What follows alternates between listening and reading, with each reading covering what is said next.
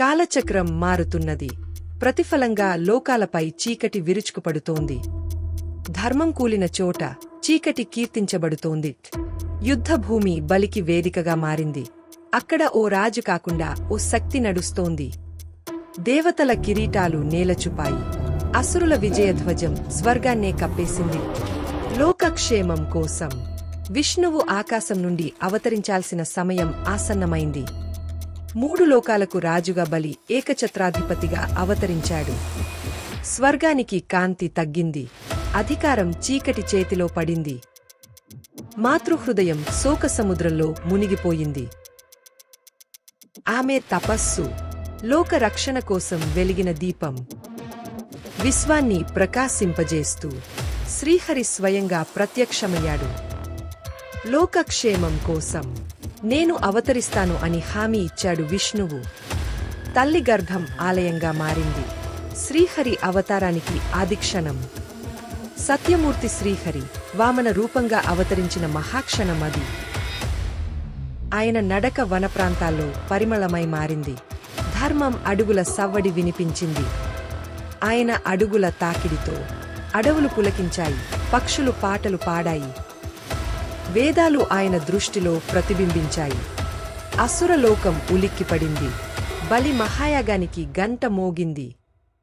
చుట్టుపక్కల గ్రామాల నుంచి వేలాది మంది యజ్ఞనికి వచ్చారు.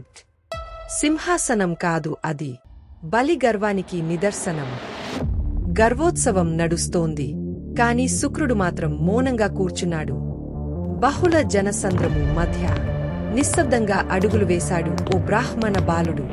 మహారాజా, నాకు 3 అడుగుల భూమి చాలని అని నిగ్రహంగా అన్నాడు వామనుడు. తన చేతిలో నీళ్ల కలసం పట్టుకొని బలి మాటిచ్చాడు. ఈ బాలుడు దేవతల దూత, అపాయం వస్తోంది అని గురువు శుక్రాచార్యుడు అన్నాడు. బలి వాగ్దానం అంటే అది వజ్రం లాంటి శపథం, నిజాయితీగా అన్నాడు బలి. వామనుని రూపం ఒక్కసారిగా విశ్వరూపంగా విస్తరించింది. వామనుని మొదటి అడుగుతోనే భూలోకంలో భగవంతుని శాసనం స్థిరమైంది.